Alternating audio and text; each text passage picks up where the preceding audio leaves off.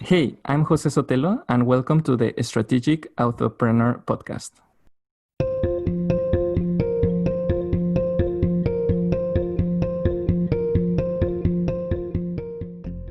Hey there, strategic authorpreneurs. I'm Crystal Hunt.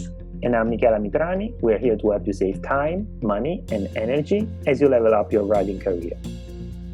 Welcome to episode 33 of the Strategic Authorpreneur podcast. On today's show, we're talking about AI voice technology for authors with special guest Jose Sotelo.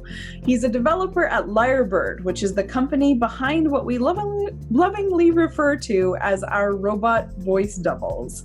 But first, before we dig into the robots, let's talk a little bit about what our human selves have been up to this past week.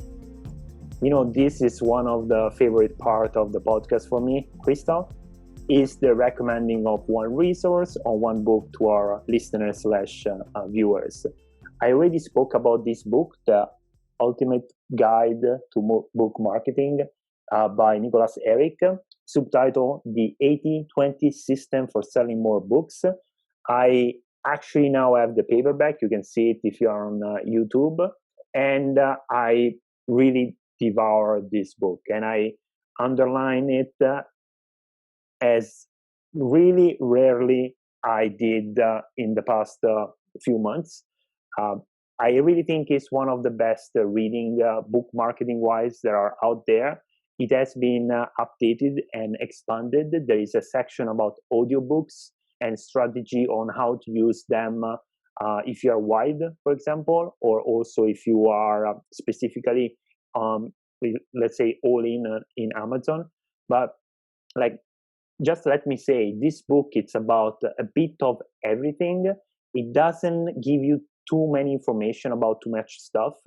It does, in some regard, wants you to know just a bit about the business. So it's not, I would say, for people that completely know anything about self-publishing, but it is for self-publisher that want really to step up to go on the next level. And there are so many information about productivity, how to organize promos, what is the best strategy if you want to go wide versus Amazon exclusive.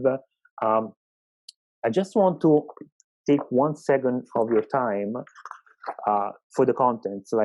There are several sections, but some of them, just to give you an idea of the content, is cracking Amazon algorithms, traffic, market research, promotional strategies, branding, newsletter building and engagement, optimization, launching. There are all of those things that are the must known for a self-published author that is really wanted to do this for a living. So I just want to recommend this book again. It's not the first time I talked about this. Now I finished it and I reread it, and I definitely recommend Nicholas Eric book if you're serious about self-publishing or if you want to level up your authorpreneur business. And what I've been up to, Crystal, I just mentioned Wide and Amazon. I'm actually on the brink of kind of trying to decide where I want to go on that sense. If I want to publish my book wide, or do I want to, give the exclusive to my content, at least the ebook side of my content, to Amazon. It's a very delicate choice. We spoke about that, Crystal, many times in this podcast, but also between ourselves. I think it's one of those things that polarize authors the most if you are self-published. It's huge. It's something that can change I would say it's something that can change the trajectory of your business in the long term. It's not a choice that you should take lightly. And in my regard, what I'm trying to do here is to just do the right amount of research to take a decision without analysis paralysis, as Nicholas Eric calls it, like just getting too many information, not choosing something. At some point, I will have to decide if in 2021, when I'm going to release content in 2 different markets, in 2 different languages, where to go, how to do it. And I know if you're listening to us, you might be in one of these situations which you have to decide. I've been there, I'm still there. Crystal is actually about to make a decision on that sense, I think, because it's important to evaluate your options. So I am on the process of gathering data, and in the next couple of months, I probably have an answer to the question, that $60 million question: are you going to be a wide author, or are you going to give exclusivity to Amazon for the foreseeable future? So these are the fun and at the same time mind-wrenching things that I've been up to in the past week. What have you been up in the past 7 days, Krista? Well, quite similar, actually. Although I did make the decision for myself of whether or not I was going to be wide or not. I made that decision originally about 3 years ago, and it was a 3-year plan. I wanted to be exclusive to Amazon for long enough that I could build up some revenue and a little bit of momentum and test out a bunch of stuff and see what directions I wanted to go in for my various series and how that was going to work. And see how Kindle Unlimited did for writing short, and kind of experiment and just gather data. And because I've been really focused on nonfiction over the last 2 years as opposed to the fiction, I've, seen the very predictable drop in sales of fiction that happens when you don't release anything for an extended period of time. And you are not immune from that just because you were an established author. And so even if you were earning thousands of dollars a month, if you stop releasing things and you don't pour a ton of money into your ads and whatever else, then you do lose that momentum over time. In my case, I transferred it onto my nonfiction, which was great, but I'm ready to switch back to really focusing on fiction. And for me, because that momentum has already been disrupted by my choice to focus on the nonfiction, I'm basically starting over. I mean, I have a lot of reviews on the books, and they're good and they're solid, and I have a very large mailing list. So when I say starting over, it is not quite starting from zero, but I am definitely starting in a place where there's not a lot to disrupt at the moment, to be honest. It's been 2 years almost since I really put out a new book in the series that I've been working on. I did a couple standalone short stories, but nothing that ever really got a lot of traction. So this is an opportunity for me to basically say, okay, beta testing period over. Now I'm ready to do this for real. And so I am making a really solid business plan, and my daughter's coming on board as an author assistant so that I can focus more fully on the writing, not so much on the publishing side. And I will be for sure going wide. So that is happening. And I will be reporting back as we build sort of from the ground up, but with a little bit of a head start, I think, in terms of existing audiences and stuff. So I am excited about that. I'm excited to align my business models with my values in a different way, in that I really do want everybody to have a choice about where they spend their money and how they get the books, and for the books to be available through libraries. I think we're going to do a whole episode on going wide for you in a few weeks here. So stay tuned, and we're gathering lots of expert guests and things that will help us with the process, and hopefully by extension help you decide if you want to make that decision, and if you do, how you want to go about trying to be successful that. So in the meantime, we are just configuring the plans for 2021, because goodbye 2020 is, I think, an excellent sentiment for this year. We are done with you and ready to move on to our bright and shiny future. So, talking about bright and shiny futures, the AI voice stuff is super interesting. So we are going to dive right into the interview with Jose and see what he has to say. And then we are going to come back and talk a little bit about what we heard and what we think the implications are for each of us, and also for authors in general. First, just to clarify, we use a couple different company names in the interview, and to keep you from getting confused, Lyrebird is the name of the software that runs the AI stuff in the background. So those voice doubles, it's kind of in charge of that.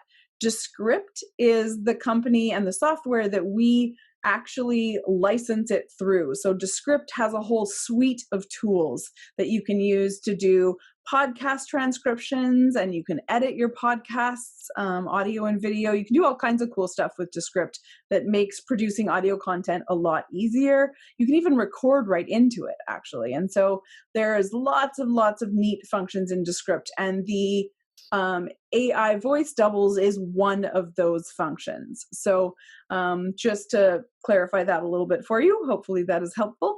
And let's go enjoy the interview with Jose, and we'll meet back here shortly. I'm curious, though, if we can get started with just a bit of an introduction to you. So what your role is and how you came to be involved in AI voice technology, and what's that all about? For sure. So my name is Jose, and I am a researcher in Descript. I'm an AI researcher. So the way that I started working on this is because I came to Montreal to study originally my master's. And during my master's, I was working on something called generative models, which is like trying to answer the question, or try to answer the question, can a computer create new things? Things like, can a computer make a new poem? Can a computer write a new song? Can a computer make a new movie? Things like that. And so, in particular, I was working on can we make the computer speak like me, and kind of like copy the way that I speak. So it turns out that we can do that, and we can do that pretty well using just a few minutes of data. So I started working on this during my master's, and at the end of my master's, I started my PhD. But then at the same time, with a few colleagues from university, we launched a demo of this technology online using the voices of some politicians. And actually people were really interested in this. We received like calls from investors, calls from just companies wanting to use this technology, and we decided to start a company based on that. That company was called Lyrebird, and so we worked on that, and we had some demos online that people could use to copy their own voice, to give it a try. There's many funny videos online on YouTube of like people saying like, "Oh, I'm going to prank my friends by calling them using my Lyrebird voice, and I will see if they can figure out it's my voice, or that it's that it's not me." So we were working on that, and we really enjoyed that, but we were maybe struggling a bit with kind of like finding a way to make this technology really useful for people. And so at that point, we got in touch with Andrew, who is the CEO of Descript. And Descript is a company that makes the best podcast editing tool, basically. And so in this context, it turns out that the technology that we've developed was really useful because it allowed people that record their voice. The technology allows people that record their voice to add things to their recordings and to correct things about their recordings in a really easy way. And so that's how I ended up working with Descript. We really liked a lot working with Andrew, and we really liked a lot like the idea of the company. So we decided to join forces and to work with them on this. Nice. We had heard about, well, I don't know if you know a lot of the beta testers, but Joanna Penn is an author and an indie publisher, and she has done a ton of podcasting and stuff. And so I was listening to her podcast probably a year ago, and I heard her sort of make an offhand comment about how there was this company that was making this technology that could effectively get you your own AI voice double. And I was like, ooh, I want that immediately. I want that. That's so cool. So I emailed someone on your end and said, hey, can I get in on this action? And then Michele sent the same email. And so we got to play around with the beta, and it was really fun sending out the demo reel. We had a few friends and family, and I sent one. I think it had about 23 different samples on it, and it was the assignment for me as part of the testing was listen to this and say which ones are closest to you or which ones sound the best or most clear or whatever. And so I was getting input to see what sounds more like me from the outside, because of course we don't hear our voice from the inside the same way that other people do. So I sent it to a bunch of folks, and the response was quite fascinating. And it was, oh, okay, well, which one was the robot? And I said, no, they were all the robot voice. None of those were me. So it was, even in that initial beta testing, really, really effective and also really interesting. And they were short samples. So like you said, it worked more or less better for long samples. But Michele took one of his short stories, and he actually had the original beta voice read a short story. He just pasted it in chunks, and it actually did a really solid job. I mean, I know that's not necessarily what it was designed to do, but it definitely functioned. And we were comparing it to some of the voices that are an option on medium.com. A lot of writers use Medium, and they have, I think it's play.ht or something like that, that you can pick one of the voices that's in there to read your articles. But it's so much more fun to have it your own voice. And so we were really excited just to see that this was an option, and of course to be able to use Descript to do our podcast transcriptions. And that's the starting place for all of our podcast stuff, is that. And we are just getting into using more and more of the actual editing tools inside Descript to do the cleaning up of things as well. And we will do this episode fully in Descript editing mode so that you can see what it can and can't do. And hopefully you won't be able to tell, but we will do a bit of a breakdown after for you of what we did so that you can see how it all works. Yeah, and that's really cool. I have a question. When you're doing the testing or when you're training the voices, because now that you're out of beta and anyone who wants one can get their own voice by signing up for Descript Pro, right? So how does that work? How do you train your voice? We're all familiar with Training Dragon, which is a dictation software that a lot of writers use, but how does this happen now? Yeah, so the way it works is really simple. What we ask people is to go into Descript and to record a sample of their voice. We ask them to record at least 10 minutes of something, and we recommend them to read more, because it works better when you record yourself more, like up to 90 minutes. I would say that's when it works really the best. We ask them to read something in specific. The reason we do this is really to prevent people from misusing this technology and from like using Descript to copy the voice of someone else without their consent. So that's the main reason why we ask people to go and read something specific.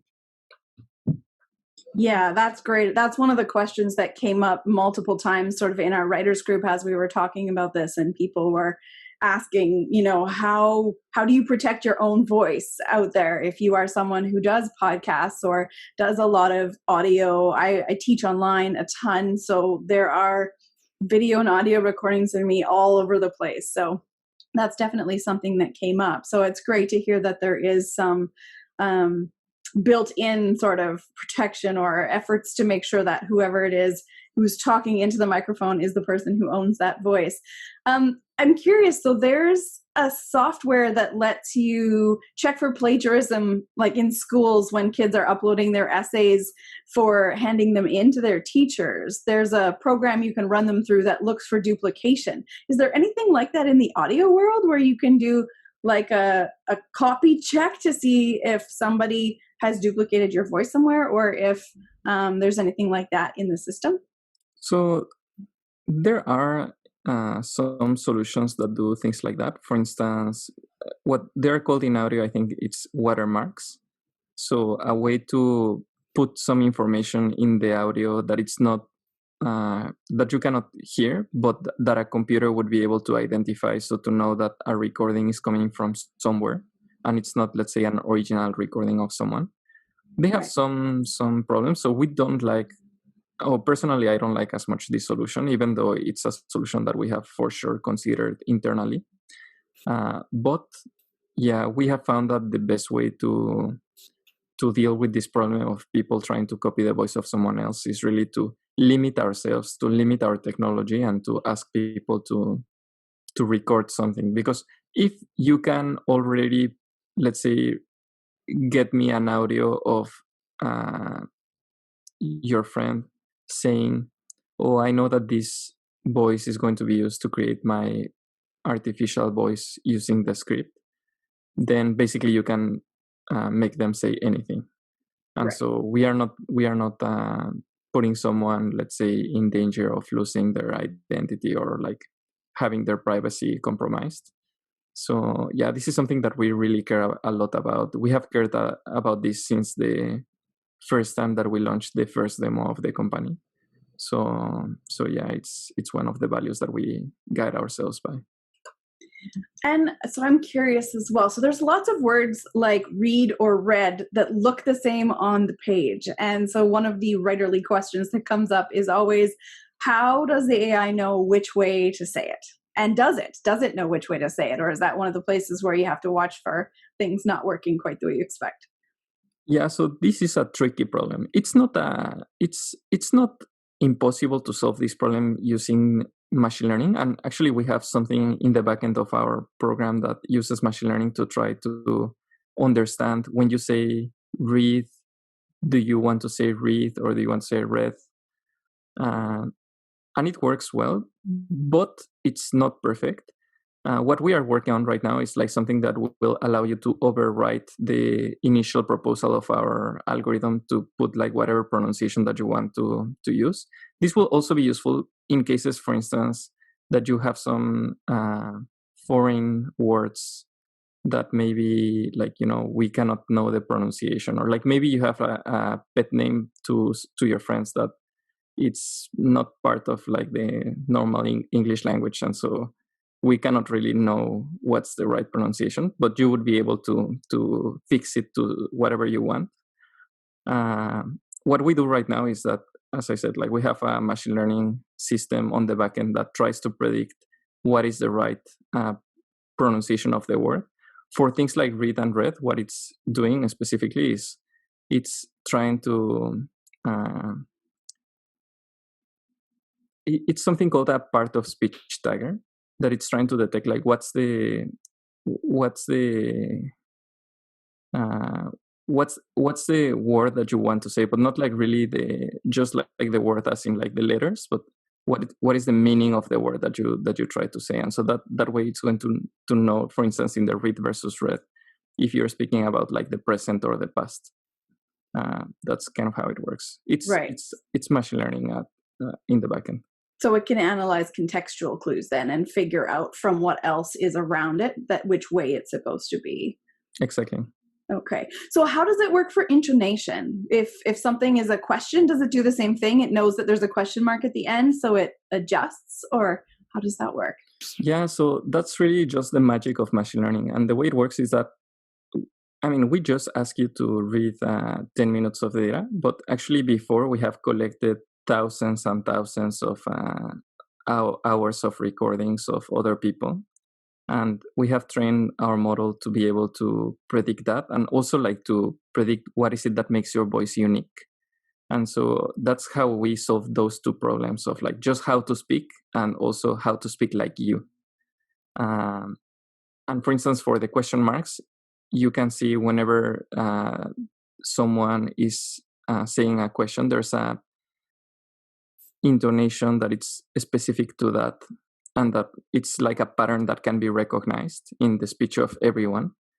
And so that's what our algorithm is trying to look for when it's generating something.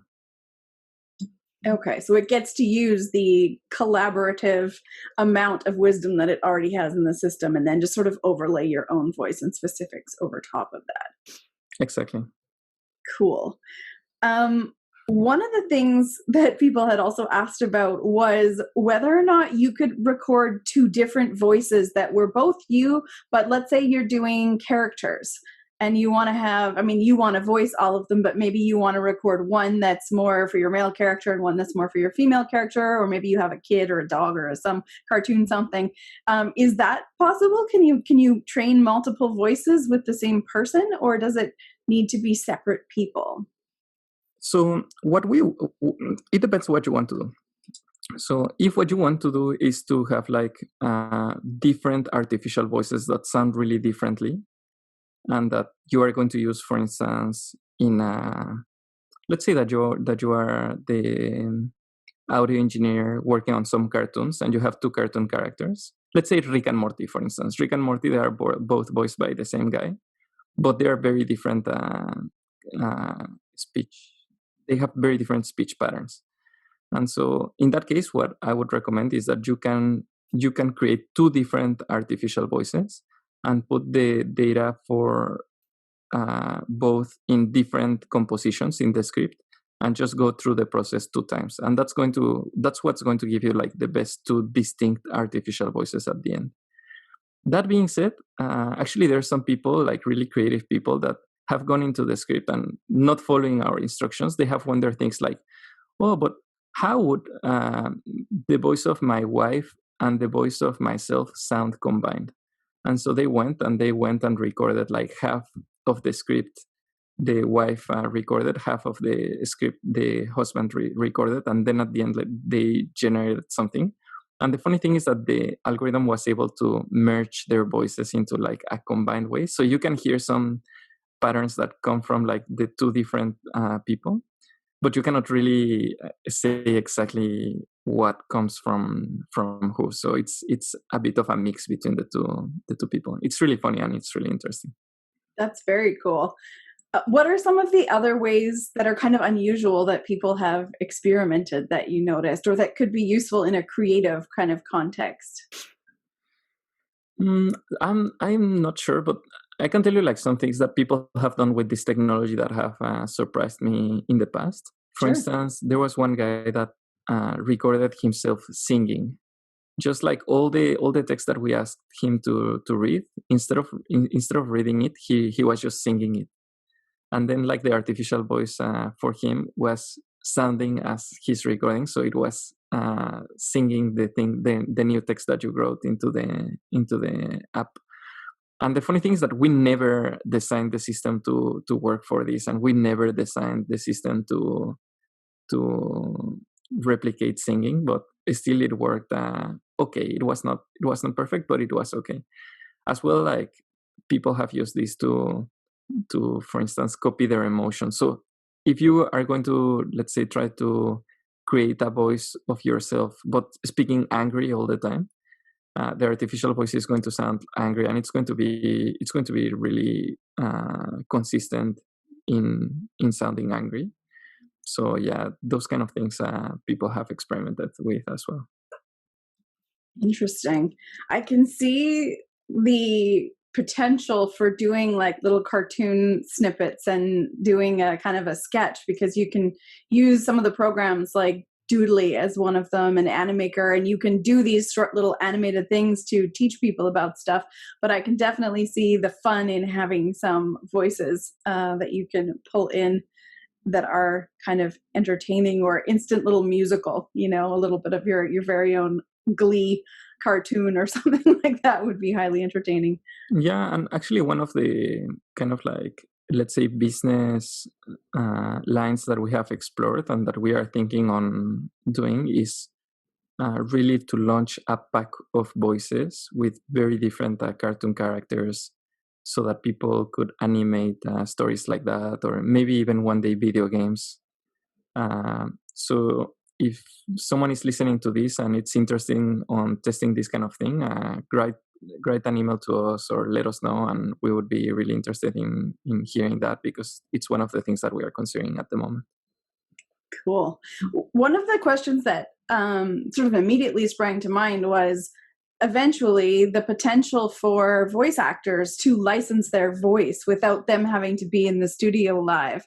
And so the option would then be that you could license the use of their voice for your audiobook and have their robot voice, their robot double, whatever, read the book for you, which I think is an interesting idea and definitely something that a lot of authors would be interested in, because right now it costs thousands of dollars to have somebody voice your audiobook, but audiobooks are a really great tool for accessibility. So if that's something that you ponder in the mix of your development options, there's definitely a lot of people who would be really interested. And I think the opportunity to sort of embrace the technology and find ways to make sure that the creators get paid properly is nice. If there's a system that's just set up, then I think it's less likely that people kind of do their own thing.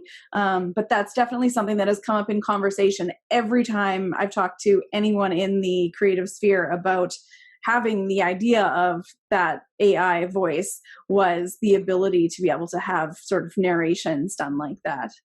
Yeah, exactly. So I think you are completely right on this. And it's really like one of the important aspects about this is accessibility. Another aspect that I would say is that this really even opens opportunities to do things that were never done before, because I think a lot of people, especially voice actors, worry that these things like will create like less work for them, or things like that. I think that there is some chance that the work will change. I'm not sure like about like whether it will reduce or it will increase. Like, let me give you an example. We have had conversations with some video game makers that have created like a unlimited, endless world that to explore. But in this world, obviously, you cannot have like audio based characters. Like, you cannot have the characters speak to you, because the thing is that the recordings that go into the video game, like, they cannot be unlimited. Like, they will have to be limited, just because like the voice actor cannot be there and record himself for 100 hours, or even if it was 100 hours, like, that's not unlimited. And so using this kind of technology, you could open the the world to these kind of applications. And yeah, we are really looking into this. One of the other ideas in terms of like business development that we have had is something like creating a marketplace for artificial voices, where you as a voice actor could go and create your artificial voice and then license it to people interested in using it. So that way, like, you would be paid whenever someone would be interested in using your artificial voice in their content.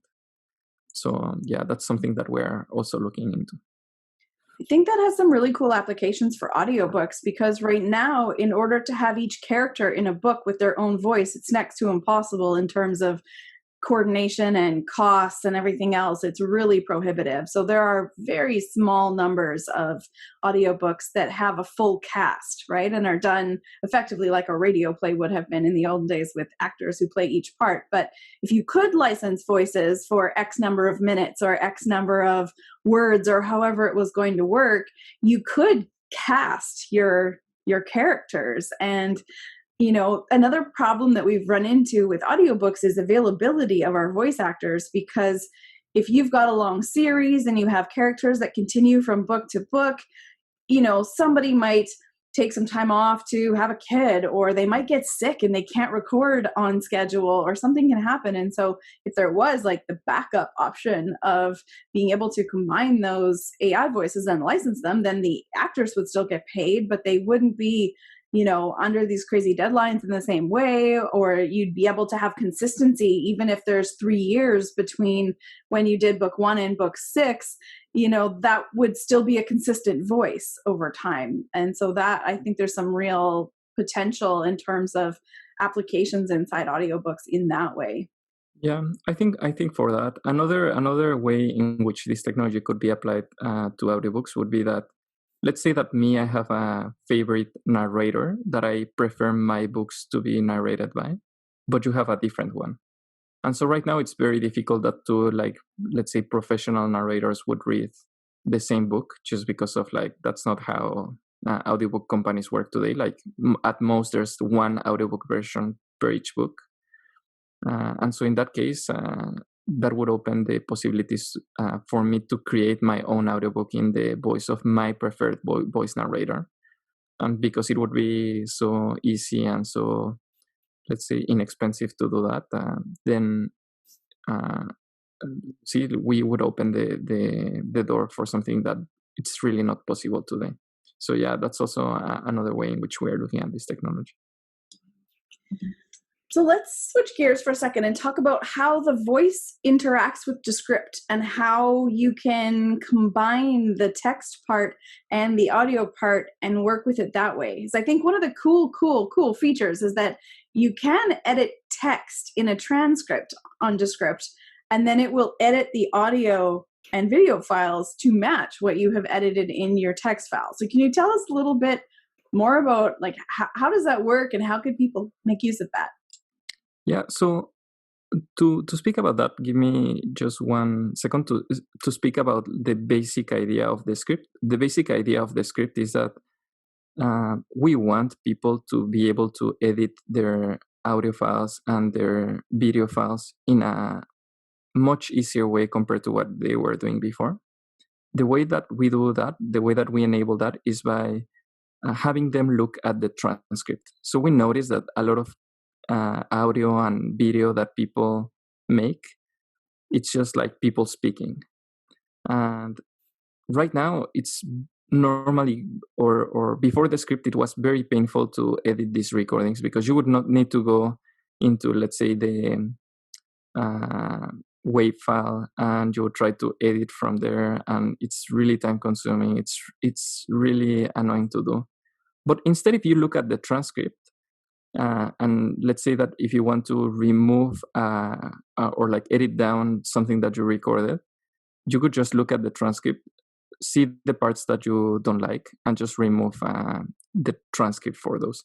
And with Descript, that would mean that the changes would be automatically done on the audio or on your video. And so these parts would be removed. Now, the cool things about Overdub, which is the feature that we have been speaking about, is that not only you can remove parts of your transcript to remove the corresponding part of the audio, but now you can type something, and you can type something new, and the software will create the corresponding audio for that specific part that you just typed. Not only that, but it's going to match it to the things that go before and after, so that the transition is natural. And so what that means basically is that when you make mistakes during a recording, you don't need to go anymore back to the studio to record new audio. You can just stay in your computer and type the changes, and the script will make those changes for you. Very handy as someone who has occasionally made an error on a podcast and would like to just, in that moment of final sort of editing and production, be able to just make that go away. It is definitely handy to have that option.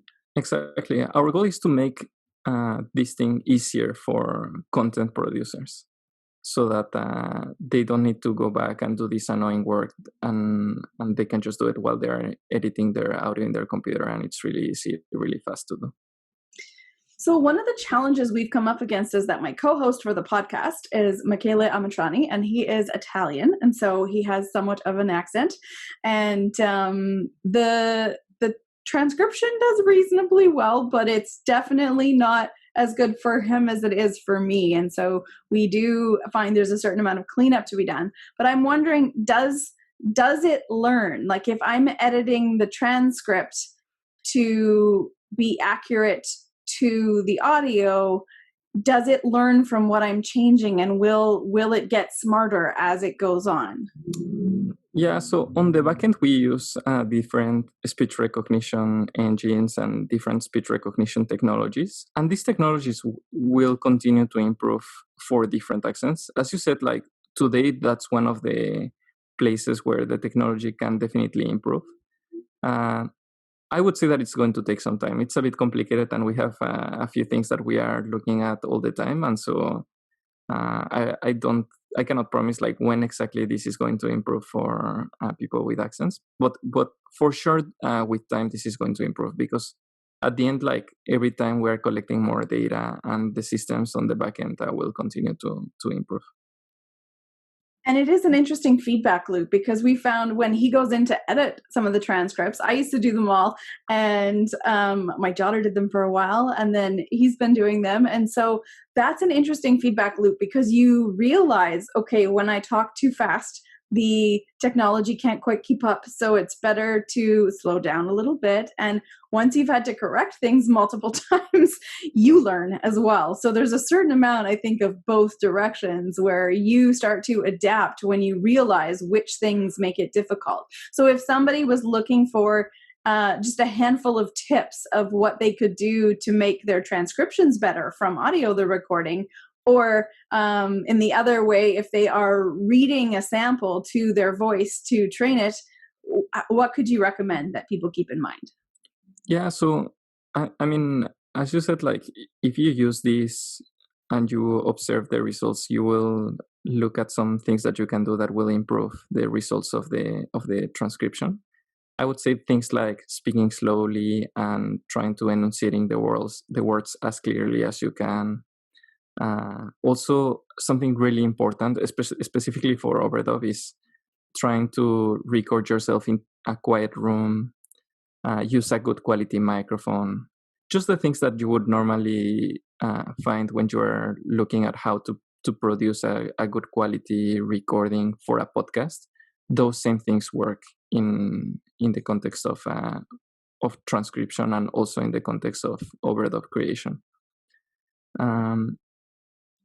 For people who have, like, I tend to talk with a lot of emphasis and waving of hands and a fair amount of kind of vocal expression.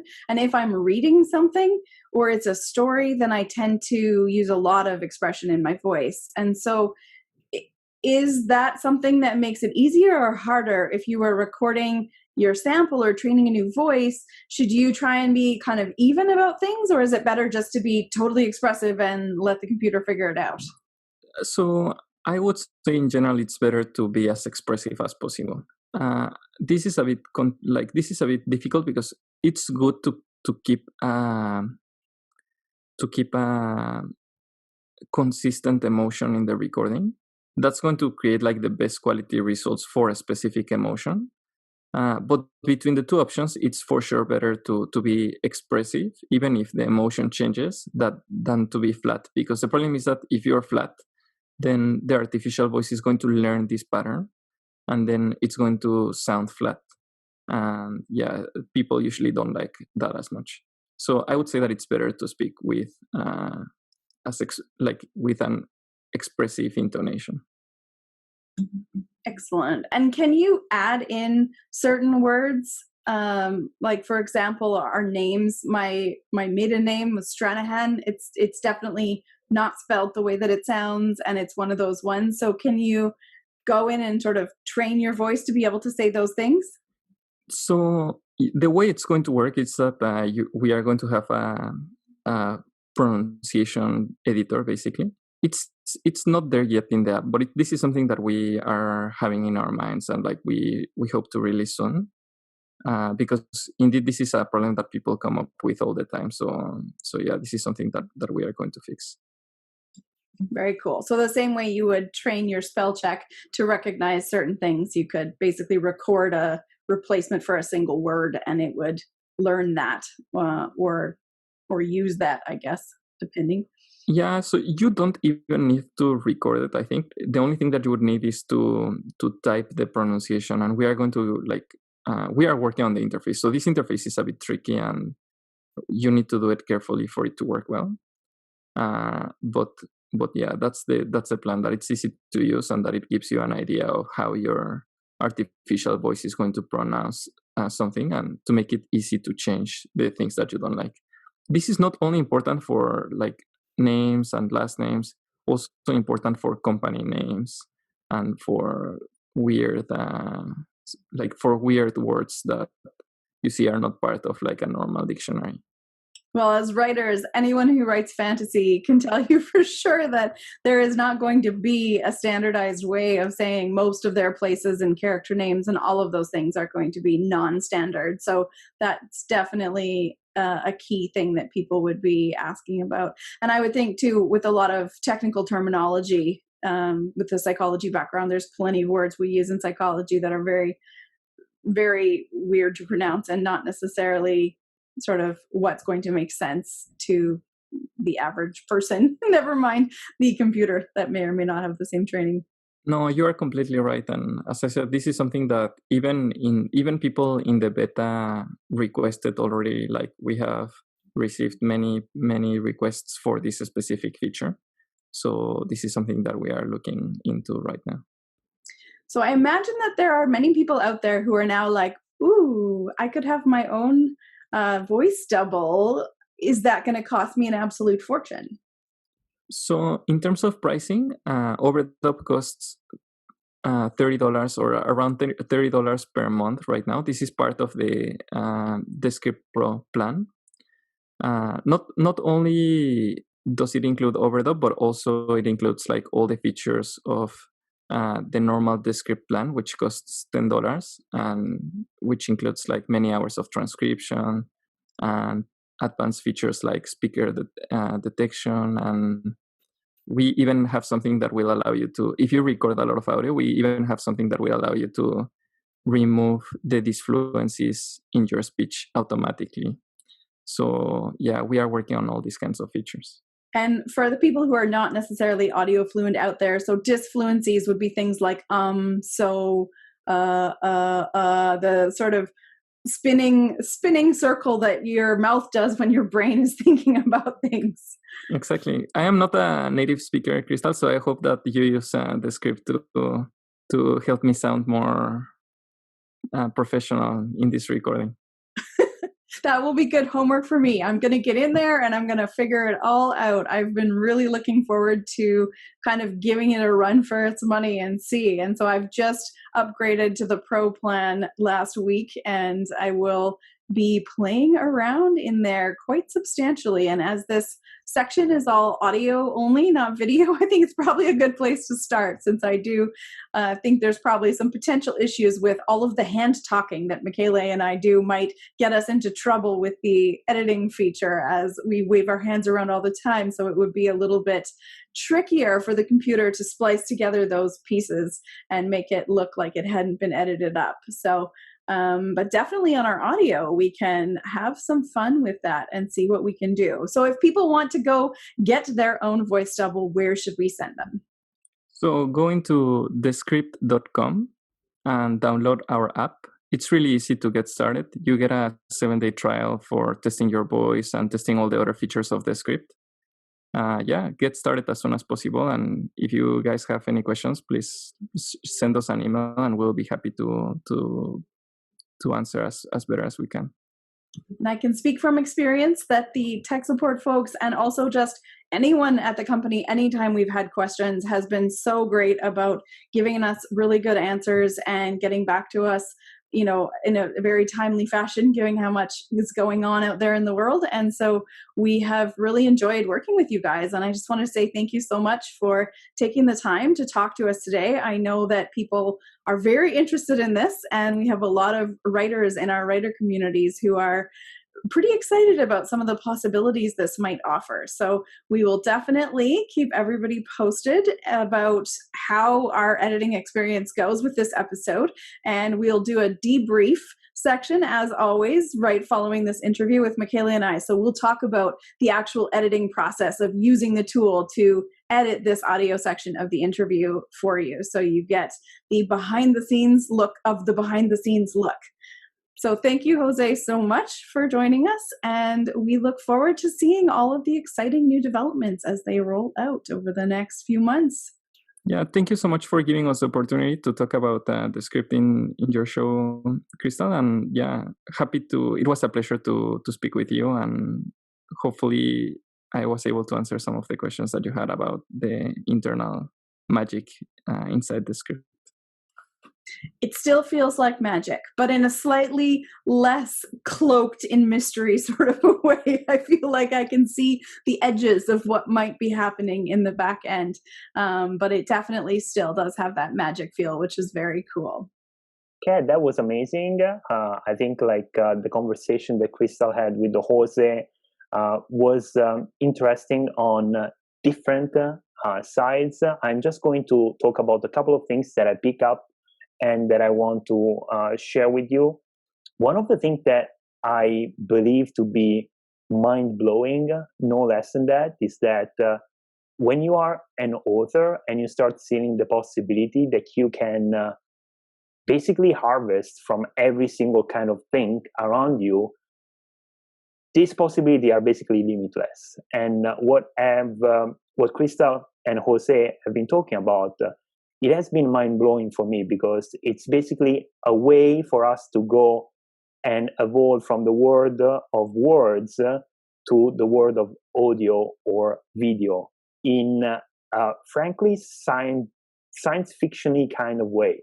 So it's almost scary to think about that in that way and in that regard. But it's also very exciting, because between Crystal and Jose, there have been a couple of things that they shared and that I want to underline, that at least I found very meaningful and very important. One of the things is that this software that you can potentially use can do a couple of things for you as an author. One of the things is when and if this software is going to reach a point where it can be actually used as a way for your story to be transformed into audiobook, for example. It can be done creating a marketplace of artificial voices. And again, we're going to use a lot of the word artificial because, again, it seems like a science fiction kind of discussion, but actually it's something that we tasted and we tried. Crystal mentioned in the interview that, if I'm not mistaken, I tried this software and I actually created the audiobook version with my robot double of a short story, Glass into Steel. And although it wasn't perfect, and of course there is also my accent to be accountable for, it was something.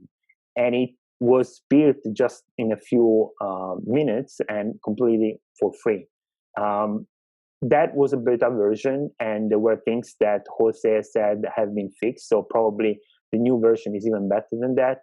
But if you are an actor right now and you're looking at us, you could basically go and record your voice and then potentially in the future, if everything goes well, license it to people interested in using it. And those people would be us, Crystal, me, all the people that are doing beautiful things with the words, that they are creating words. So I was just having fun with Crystal, saying, imagine if I could get on one of my mythological fantasy the voice of Patrick Stewart to actually tell the tale.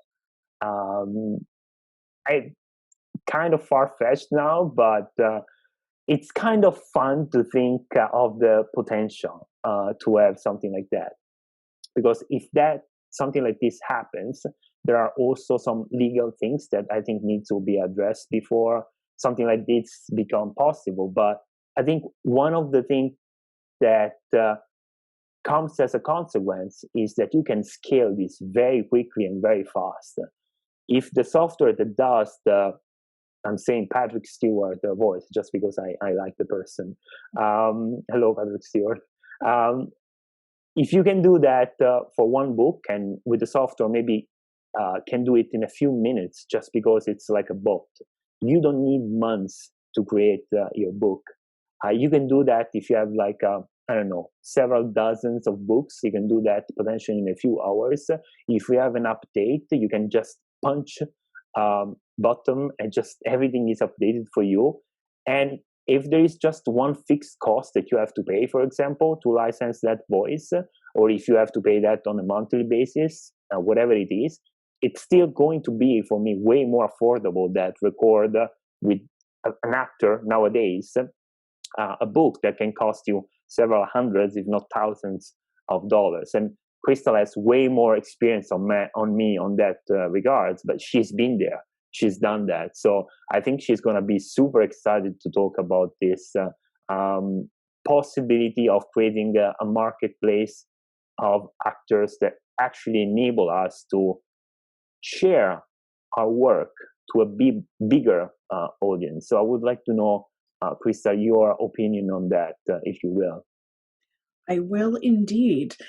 Interestingly, just after the interview with Jose wrapped up, I got an email in my inbox saying that, oh, in your Descript Pro account, because I pay for the Pro level in order to get the updated AI voice, there's actually a library of voices. So I can now pick from a dozen voices that are in there and use them however I want. There is a little library. So for me, immediately my brain is like, ooh, I could cast different voices as different characters in some of my books, or I could pick a male and female narrator voice that I like to use for point of view switches. You know, if you have a book that's in first person and you want to switch back and forth between point of views, amazing. I could pick voices just for the dialogue parts and have that worked out, right? It is a little bit cost prohibitive to do that in a traditional audiobook narration setting because you got to bring everybody into their studios or get them all to record separate pieces and splice them all together. But if you are able to produce those pieces yourself, there's all kinds of possibilities. I'm already brainstorming. I have a River's End radio podcast show that I am working on, which will go live hopefully in the new year. And so I want to have a radio announcer on that radio show and, you know, somebody who's introducing the books and visitors to the River's End Library and things like that. So I am just exploring possibilities of how to use that library of voices in that way. And I also am really big on accessibility. So I really want all of my stuff to be able to be listened to by folks who have maybe vision challenges or who need to stay mobile and, you know, can't just be sitting all the time, or for whom reading is hard. So I think, you know, having things in audio is really important, both in fiction and nonfiction. So I'm really excited to see if I can use my voice in some of that as well to connect with people and also just to have a bit of fun. Because I think playing around in a creative space and understanding what the possibilities are is really important to kind of explore from the inside out. Because like you mentioned, there are some definite concerns around security and safety and identity theft and all kinds of things that are inherent in this technology existing. But it's going to exist. And so we can educate ourselves about how it works and understand where the risks might be and sort of protect ourselves and our intellectual property, or we can pretend like it's not happening, in which case we're not going to have a very good chance of being proactive in protecting ourselves or benefiting from some of the really cool upsides. So I think that will be a fun and interesting thing to sort of be part of the development as well, and be in on the ground floor when we are kind of testing it and seeing how it works and really wrapping our minds around the opportunities. If you want to get your own robot voice, you can. So you can go to Descript.com. We'll put it in the show notes for you so you can link through and go check out the options there. And if you are producing a podcast or you want audiobook versions of your articles, then this might be a good solution for you. And it is actually very affordable. So that was pretty exciting. You would expect it to cost thousands of dollars, but it actually doesn't. So yeah, if this is a fun and shiny thing for you, then go on and check it out and broaden your horizons. And we are going to broaden our own horizons with Michele's favorite part of the show, the Curious Jar, which is filled with random questions submitted by listeners. If you have a question for the Curious Jar, we need you to email it to us at ideas@strategicauthorpreneur.com. Spelling it will be the hardest part. Don't worry, it's in the show notes. And now I'm going to pick a question. Tell me when to stop. Now.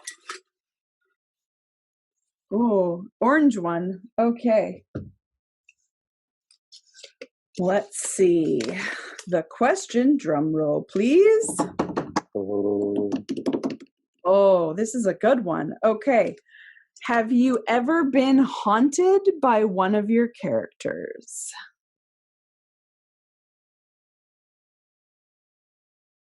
What do you think they mean by haunted? Like in the sleep? Well, so you want me to go first? I Yeah, mean, I know how I would interpret this one Go, for please. sure. Because I am haunted by one of my characters. I think, and when I refer to it as haunted, I don't mean like they walk around my house in ghostly form going, woo. I mean, haunted in the sense that this character first showed up when I was walking through the forest, actually, not too far from my house, but he's a firefighter named Alex Martinez, and he's one of the Martinez family brothers. So he first gets introduced in Maybe, and he's come off shift at the firehouse, and he meets his brother at the bar for the brother's birthday. And that's kind of our first exposure to him. But the first time I ever sort of encountered him as a character was this super vivid flash of him on his knees in full turnout gear holding a baby at the site of this car crash and just like breaking down. And that has just stuck with me. And it's been maybe 4 years roughly that I've been trying to work up the nerve to write his story, because I know what happens. I know who that baby belonged to. I know all the pieces of it. And it is emotionally going to be a bit of a tough one, but still with a really good happy ever after at the end. But yeah, anytime I dig back into the writing, anytime I finish a book and I'm ready to start the next one, I sort of check in with myself of like, are we ready for this one yet? And it just kind of sits there in the back of my mind. And I finally found the image of what I want for the cover, and that has been a long time of searching different stock sites and trying to find what fit the vision that I had. So I'm super excited about that, and I think I'm just about ready. But he has been haunting me for quite some time, as has that little girl. So anyway, we will see how all that shakes out, hopefully in the next few months here. Okay. How about you? I don't think that happened to me yet. I can speak for the future, like to have like a vivid vision of somebody fictional that my mind created.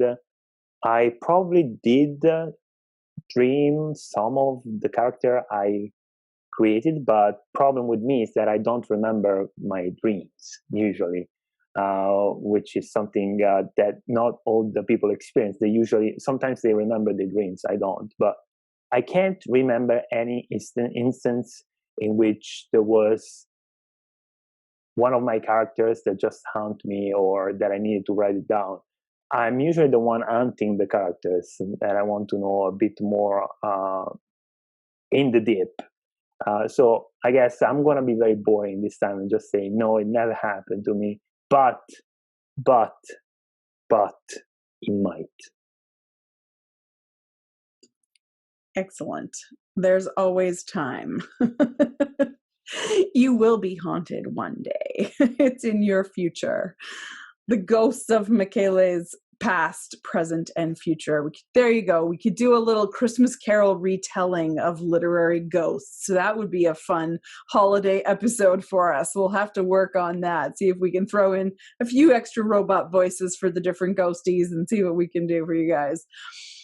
We would love to hear your answer to the Curious Jar question. Have you ever been haunted by one of your characters? And if so, tell us about that. What's that like?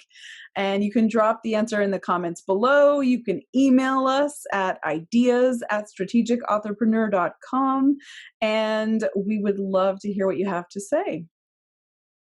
And for show notes, links to resources that we mentioned, and for coupons and discounts on the tool we love, please visit us at strategicauthorpreneur.com. Be sure to subscribe so you don't miss out on our next episode. We are going to be talking to marketing expert Fazia Burke about how you can connect better with your readers and some new strategies and tools for promoting your books online. So don't miss out on that. And if you're finding the podcast helpful, we would love if you drop by our website and click the Buy Us a Coffee button or leave a review anywhere that you are listening to this podcast. Thank you so much for all of your support, and we will look forward to seeing you next week. Thank you, and see you next week. Bye-bye.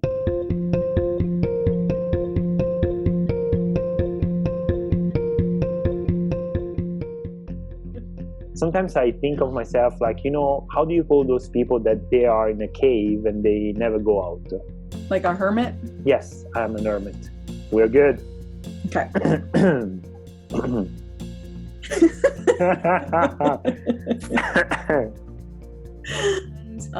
First, I'm just gonna quickly. Oh no, wait. Not yet, though. Whatever you feel like. You own the show, my dear. You can do this.